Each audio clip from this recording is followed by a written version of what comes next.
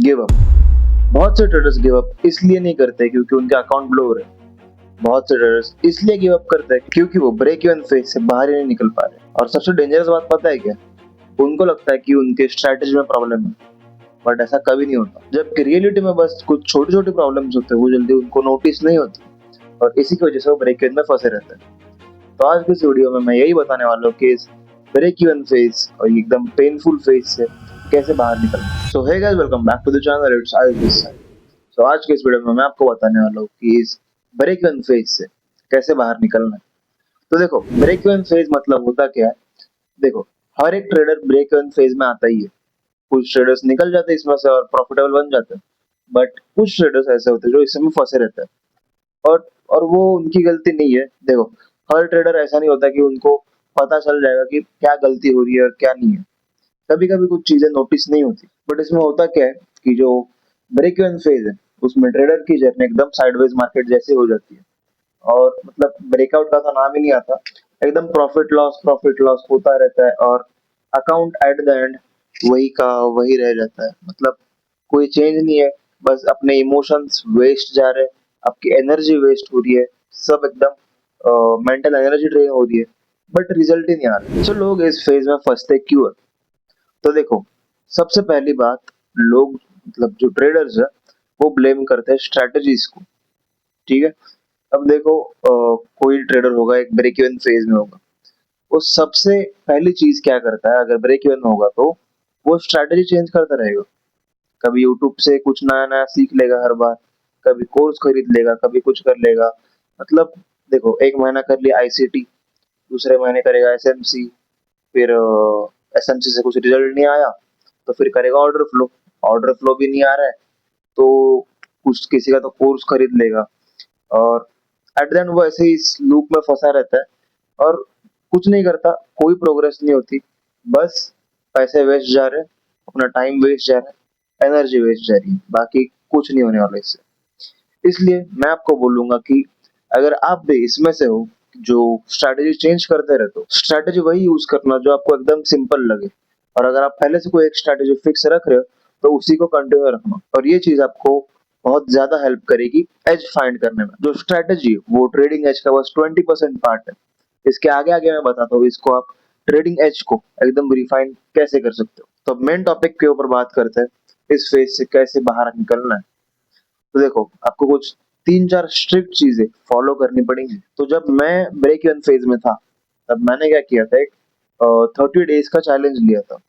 तो उस चैलेंज में कुछ ऐसा रूल्स मैंने बनाए थे कि उसमें मैं फोमो एंट्रीज नहीं करूंगा, ओवर ट्रेडिंग नहीं करूंगा, मेरा रिस्क फिक्स रखूंगा, या तो एसएल या तो टीपी लूंगा, बीच में कोई पार्शल्स नहीं लूंगा, एग्जिट करूंगा। अगर चाहिए तो मैं यहाँ पे स्टिक कर देता हूँ और यहाँ पे जिधर भी स्क्रीन पे जगह होगी मैं वहाँ पे स्टिक कर दूंगा, और उसको जरूर फॉलो करना क्योंकि it helped me a lot. So आपको भी हेल्प हो जाएगी उससे। ठीक है। तो उसके बाद आपको जो भी ट्रेड्स आपने लिए, हर ट्रेड को जर्नल करना है। जर्नल करने से होता क्या है कि आपके पास एक ट्रैक रिकॉर्ड रहता है। आपके पास मतलब कौन सा ट्रेड कब लिया था, कौन से सेशन में लिया था, किस बेसिस पे लिया था, सेटअप क्या था, फिर कंफर्मेशंस क्या लिए थे, कितना रिस्क लिया था उस पे, फिर टारगेट हिट हुआ या एसएल हिट हुआ। वो ट्रेड के टाइम पे आपके इमोशंस क्या हुआ करते थे, जैसे मैंने हर ट्रेड को जर्नल किया है, वो मैं आपको यहाँ पे दिखा देता हूँ।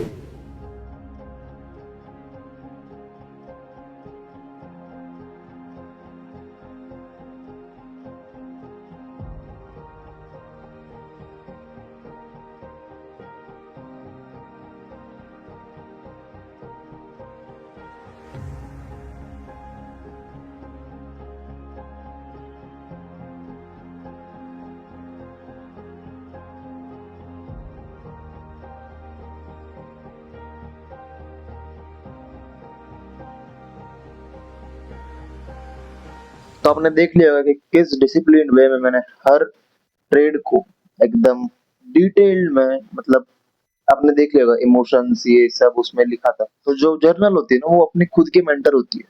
जर्नली आपको सिखा देगी कि आपको क्या करना है, किस चीज में आपको चेंज करना है, ये आपको सब समझ आ जाएगा। तो इसलिए journaling matters a lot, at least in beginner phase and break even phase.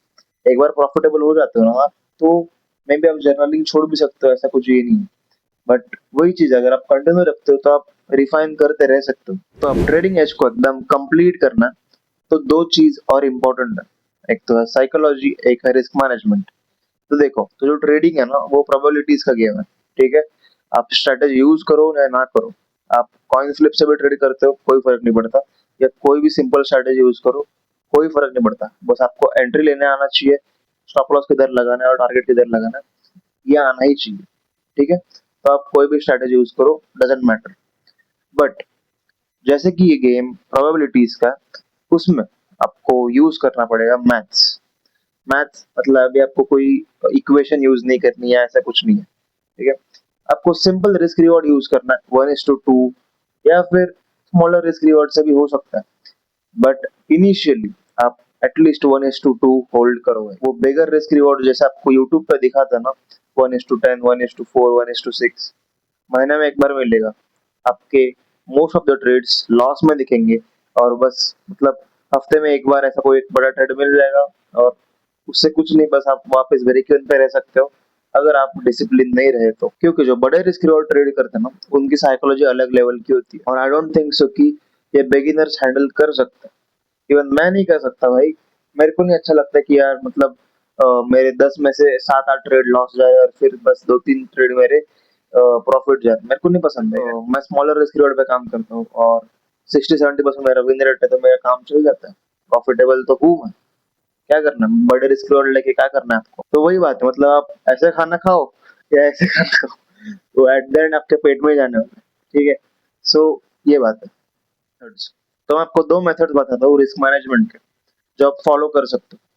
तो देखो, जो जो तरीका मैं यूज करता हूँ वो है, मैं अभी जो मैंने चेंज किया रिस्क रिवॉर्ड में, मैं क्या करता हूँ, जो रिस्क रिवॉर्ड है मतलब जो अपना ट्रेड है, वो 1:1.5 है, पूरा बुक कर देता हूँ।